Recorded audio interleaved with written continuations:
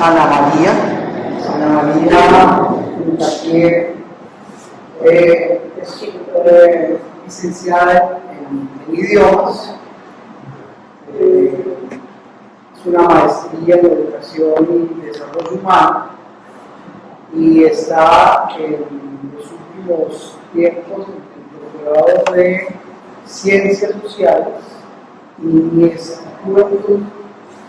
Tenemos en convenio con una organización en Colombia que se llama el CINTE y la Universidad de Manizales. Siempre Anita como profesora, como maestra de la Facultad de Ciencias Sociales y Humanas de la universidad y ha tenido unos encargos muy interesantes de dirección en la Universidad de Manizales, sobre todo en el departamento de idiomas y también en las relaciones interinstitucionales e internacionales de nuestra universidad. Hasta hace poco tiempo fue nuestra directora de relaciones internacionales y precisamente su proyecto de tesis doctoral pues gira en torno a ese respecto de la internacionalización, de las relaciones bilaterales, de las relaciones internacionales, etc. Y bueno, nos acompaña hoy gratamente en esta ciudad tan bella, en este país tan bello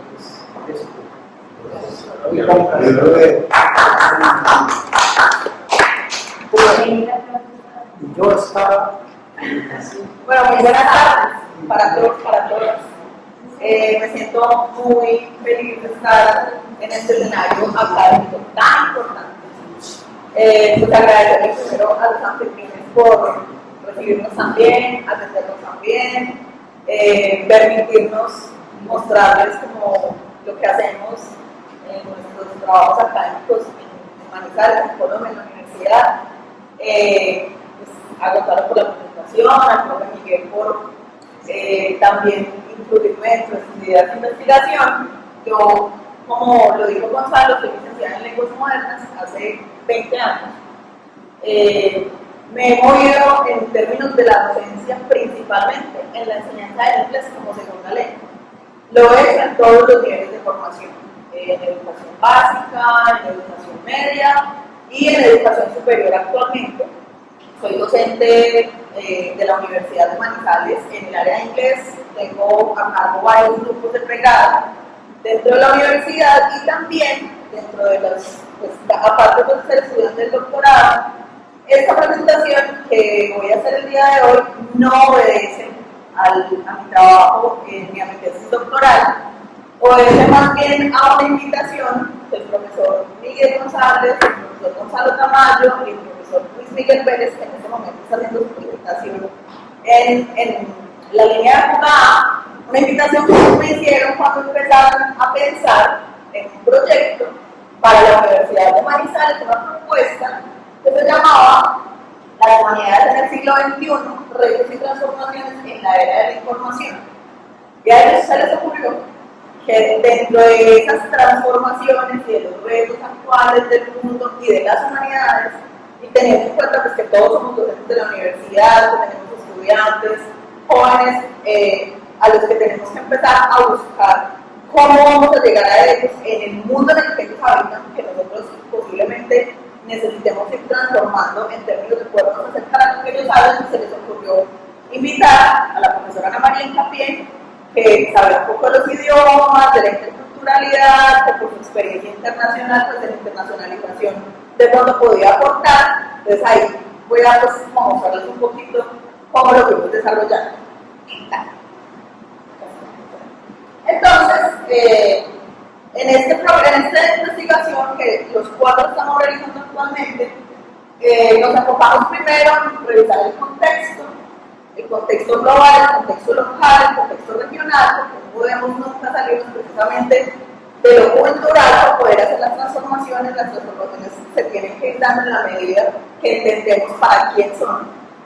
Entonces, cómo nosotros desde la parte académica, desde nuestras propuestas investigativas, desde nuestras propuestas docentes, desde nuestro ejercicio docente, logramos llegar a nuestros estudiantes, a los sujetos, con una competencia social, pero entonces nos movimos en dos territorios, en el de lo físico, pero nos movimos a los territorios digitales, que son innegables actualmente. Lo pongo entre comillas porque estos territorios nosotros los hemos venido como explorando, estos digamos como muy de discutir, de reunirnos, de pensar, de entender como qué categorías íbamos a movilizar para poder entender cómo podríamos acercarnos a las humanidades del siglo XXI y a estas nuevas tendencias, estos nuevos retos en la era digital. Bueno, tal. Entonces, antes de acercarme a la parte de los idiomas y de la comunicación intercultural, quisiera contextualizarlos un poco sobre cómo nos movimos allí. Digamos que nos acercamos a 4 categorías: la inclusión social, como una de esos acercamientos a las humanidades del siglo XXI, no podemos salirnos de la parte de la inclusión, la educación ciudadana, las competencias digitales, que es un poco la aproximación que tiene Luis Miguel en este momento en la otra línea, y la comunicación intercultural. Entonces, estas 4, pero entonces decidimos darle una mirada desde los docentes de la Universidad de Manizales, como para poder encontrar un nicho, un grupo focal de análisis con respecto a estas 4 categorías, cómo los docentes de las universidades perciben y ven y sienten estas 4 categorías con respecto a sus estudiantes y con respecto a sus alumnos. ¿Sí? Bueno, entonces yo, a partir de ese momento, me enfoco en la comunicación intercultural. Quería más o menos mostrarles un poco el contexto de por qué esta presentación. Dale. Bueno, entonces, lo que he ido como indagando, buscando dentro de esta categoría de comunicación intercultural, nos sentamos a hacer unos análisis de cómo la formación ciudadana influía de forma positiva o negativa en la comunicación intercultural. O sea, esas 4 categorías, cómo se cruzan, cómo se afectan, cómo influyen, cómo se modera esa relación entre ellas para poder hacer ese acercamiento, cómo la formación ciudadana influía también en la inclusión social desde la perspectiva del docente y del estudiante. Cómo esa misma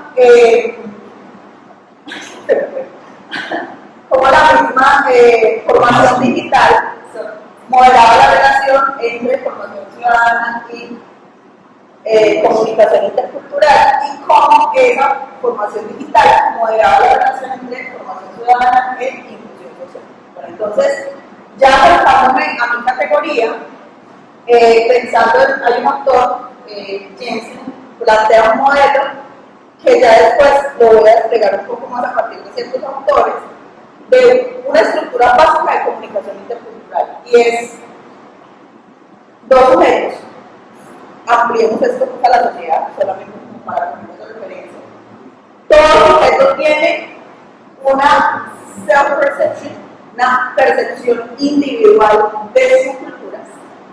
Tiene un presupuesto cultural que no necesariamente es el mismo, no es misma autopercepción, porque el presupuesto viene también heredado, viene con las generaciones, viene con el país, viene con la región, viene con la ciudad, viene con el grupo étnico, y una experiencia, una posición a partir de la experiencia.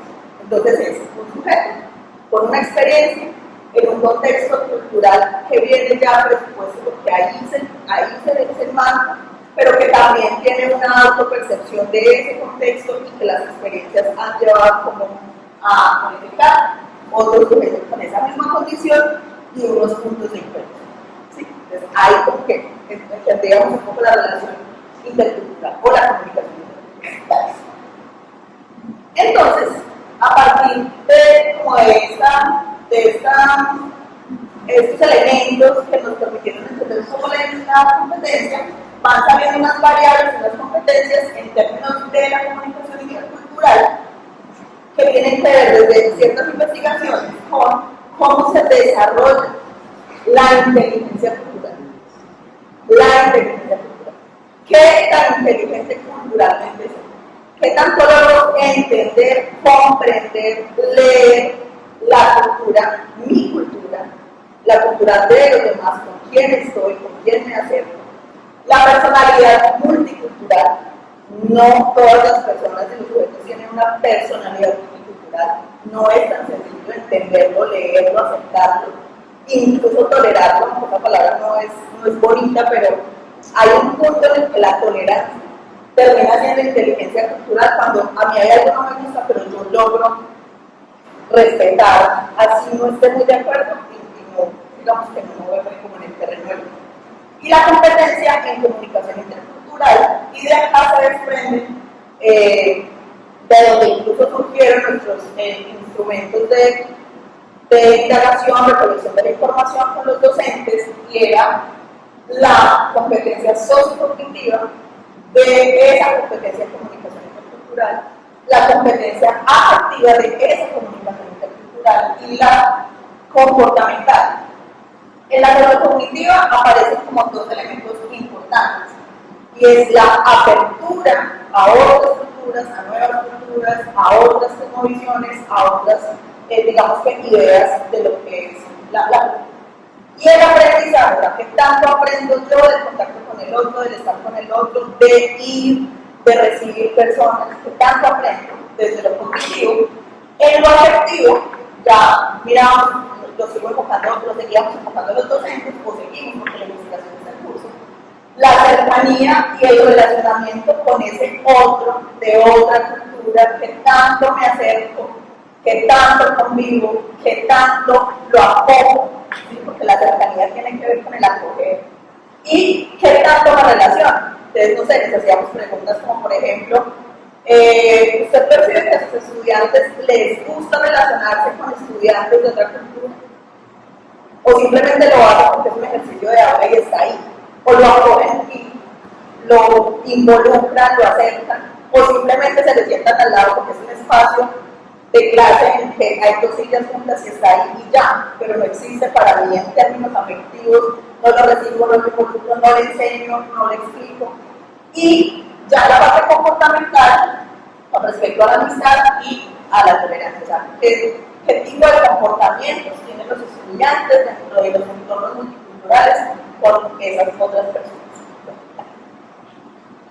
Y para poder como entender un poquito esto, hice la búsqueda de dos autores que digamos que son muy relevantes en las búsquedas de teorías y de bibliografía sobre la comunicación intercultural, y me encontré dos modelos que de pronto nos permiten entender un poquito cuando todo eso se despliega en una cultura, cómo el individuo que está enmarcado en estas teorías después va y hace un despliegue en una sociedad, en una comunidad, en una universidad, en un aula de clase, en cualquier lugar.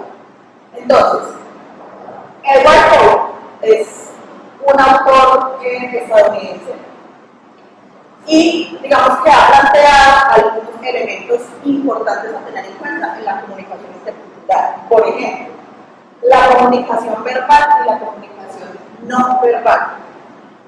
Él consideraba, porque ya falleció en el 2010, que el tiempo y el espacio eran muy importantes para el ejercicio de la comunicación intercultural. No verbal, todo lo simbólico. Lo decíamos en algún momento. Si usted va caminando por una acera y en esa misma acera viene una persona de una raza diferente, de una cultura diferente, y usted se cambia de acera, es una comunicación no verbal que es muy simbólica. No necesitamos hablar, o sea, no hay que decir absolutamente nada, es suficiente entender lo simbólico de saber que no quiero que ni siquiera pase por mi lado. ¿Sí? También habla de culturas de alto y bajo contexto. Y de tiempo monocrónico, por ejemplo. Las culturas de alto y bajo contexto, ¿a qué se refieren? En las culturas de alto contexto se necesitan menos palabras. En las culturas de bajo contexto se necesitan más palabras. ¿Y a qué se refiere? Por ejemplo, culturas de alto contexto para el autor, Suramérica, las culturas orientales, son tan simbólicas, es como llegar a La Habana. Es como llegar a La Habana. Llegar a La Habana tiene tan alto contexto que requieren menos palabras que si yo llegara, por ejemplo, a los Estados Unidos. Hay simbolismo implícito en lo cultural, en la gente, que uno a veces ni siquiera necesita que le expliquen ciertas cosas. Uno como que entra, ya lo sabe. Para el autor, una cultura de alto contexto, que es una cultura muy histórica, que tiene una historia robusta, que tiene una historia, digamos que global, que cualquier persona podría saberla de entrada porque se ha escuchado, se ha mencionado, se ha oído, no sé, las culturas griegas, las culturas y los latinoamericanos. ¿Qué considera el autor una cultura de bajo contexto? Digamos, culturas un poco con menos historia, él plantea, no sé, los canadienses, los estadounidenses, pero no se refiere a la parte cultural, sino al contexto. O sea, históricamente, de pronto, con menos trayectoria o con menos hechos históricos que hagan que la gente sepa por qué pasaron ciertas cosas. O sea, hay que explicar más. Yo sé poco de Canadá, por ejemplo. Necesitaría que una persona me explique qué pasa en Canadá para poder como entender y contextualizar. Si me tienen que explicar mucho, es porque es de bajo contexto. Bueno, y también habla del tiempo monocrónico y policrónico. ¿Y a qué se refiere el autor con lo monocrónico y lo policrónico? Con los tiempos. Las culturas tienen tiempos diferentes. Hay culturas muy aceleradas. Y hay culturas que son policrónicas, que tienen el tiempo para atender distintas situaciones. Los monocrónicos como que se ocupan de una sola cosa. O sea, un tiempo para cada cosa. ¿Qué podría ser una cultura monocrónica? Los hindúes que se sientan, que meditan, que le dan tiempo que las cosas ocurran, que no tienen afán, que reflexionan sobre sus procesos. Y los policrónicos son culturas más aceleradas, más modernas, de pronto los europeos, que se mueven mucho más rápido.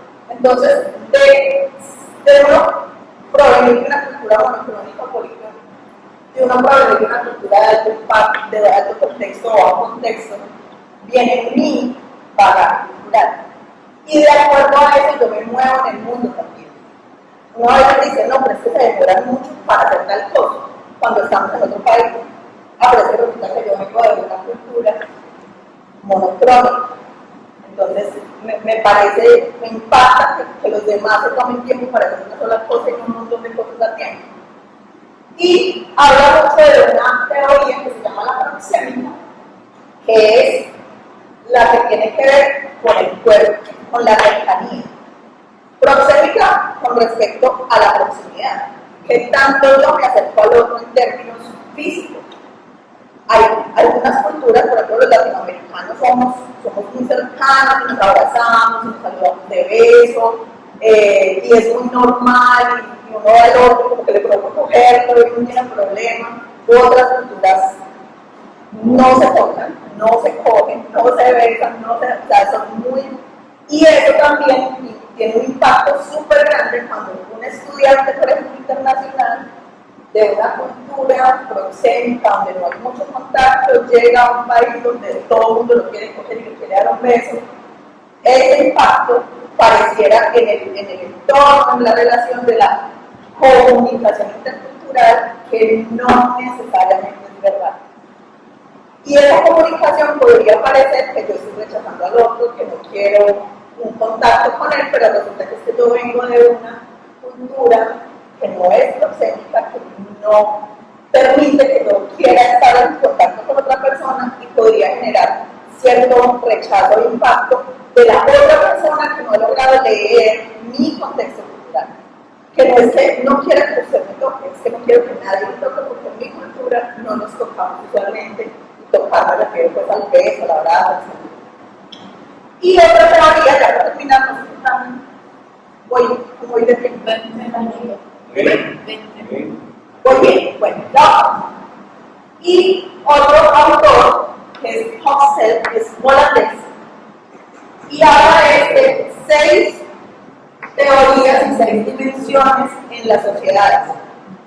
Este autor holandés lo que nos dice es que las sociedades, la de Paul más del individuo, la de Husserl es la de sociedad, y mide las sociedades como por 6 elementos principales.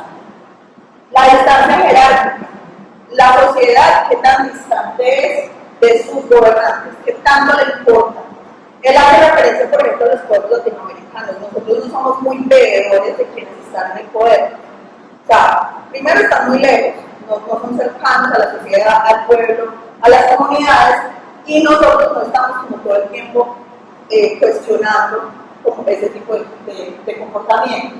Mientras que hay sociedades mucho más horizontales, por ejemplo los países nórdicos, no hay una distancia tan marcada entre, por ejemplo, el presidente y la sociedad, son muy igualitarios, y esas sociedades normalmente se desarrollan mejor en lo educativo, en lo económico, no sé, Noruega, Finlandia. O sea, no tienen esas jerarquías tan marcadas y el pueblo no es tan distante de sus gobernantes, entonces esas sociedades como que se mueven más como en comunidad. Venir de una sociedad que sea de distancia jerárquica es diferente a si uno viene de una sociedad que en realidad está muy marcada esa distancia. Pongo cosas en inglés porque en términos metodológicos investigativos así es que se mide. O sea, si uno lo va a encontrar en un estudio, va a encontrar análisis, por ejemplo, mexicanos, latinoamericanos con estos índices, pues normalmente se encuentran en inglés. Hay otro índice que es el individualismo. ¿Qué tan individualistas somos en la sociedad? ¿Qué tanto queremos movernos solos o qué tanto queremos movernos en comunidades? Por ejemplo, en el sur somos muy familiares, somos muy del convivir, de estar juntos. Otras sociedades, como las del muy norte, Estados Unidos, Canadá, son más individualistas. Tienen, digamos que los logros no los miden tanto en familia, en comunidad, sino individualmente. Hablan de un índice de masculinidad. Me dicen un poco arriba. Pero resulta que la masculinidad en este índice es qué tanto la masculinidad se mueve en términos contextuales, por ejemplo, por región. ¿Qué tan similares son las conductas masculinas entre ciertos países y qué tanto se distancian de lo femenino? Hay muchos países, por ejemplo, en Europa y diferente en Latinoamérica, donde la masculinidad es mucho más marcada. El hombre es el protector de la casa, el proveedor de la casa, es fuerte, es un poco más dominante. En cambio, en las sociedades, por ejemplo, europeas, esas masculinidades son un poco menos marcadas, son más igualitarios, hombres y mujeres hacen un ejercicio muy parecido. Entonces, decir, por ejemplo, que México tiene un índice de masculinidad muy alto, marca mucho la tendencia de cómo se da la feminidad también en ese mismo país. ¿Sí? Por otro lado, habla del control de la incertidumbre como otro indicador, el control de la incertidumbre, y es qué tan organizada es la sociedad, o qué tanto le dejan al azar, o a lo que ocurra, a lo que pueda venir. Hay sociedades muy organizadas, por ejemplo las orientales, ellos tienen todo muy establecido, y ahí le dan un poco espacio al azar, o a lo que pueda pasar económicamente estables, y uno más, que es la orientación a largo plazo, es menos caótico, más ordenado, y por último, indulgencia versus contención. ¿Qué tanta libertad le damos a nuestras emociones, pensamientos, deseos, anhelos como sociedad, o qué tan contenidos somos? No puedo, no me permiten, no me dejan, es prohibido, y pasan cosas casuales, que uno dice, entre indulgencia y contención. Si usted hiciera esto en Estados Unidos, dice uno a veces en Manizales, ustedes están en la cárcel. Allá se contiene porque es que hay una reglamentación en términos de lo punitivo muy fuerte. O sea, uno ya sabe que en Estados Unidos no puede tocar un carro si se ha tomado una cerveza porque eso le da para una sanción impresionante. Ellos se contienen como sociedad por la regla. Algunas sociedades son un poquito más laxas con eso, como bueno, no importa, voy a disfrutar. Entonces, volviendo a la complicación intercultural, todos estos elementos que miden las sociedades en términos de lo cultural resultan sujetos que después van a ir a encontrarse con otros sujetos y que van a tener como este proceso intercultural en desarrollo, que es todo lo que estamos analizando. Gracias.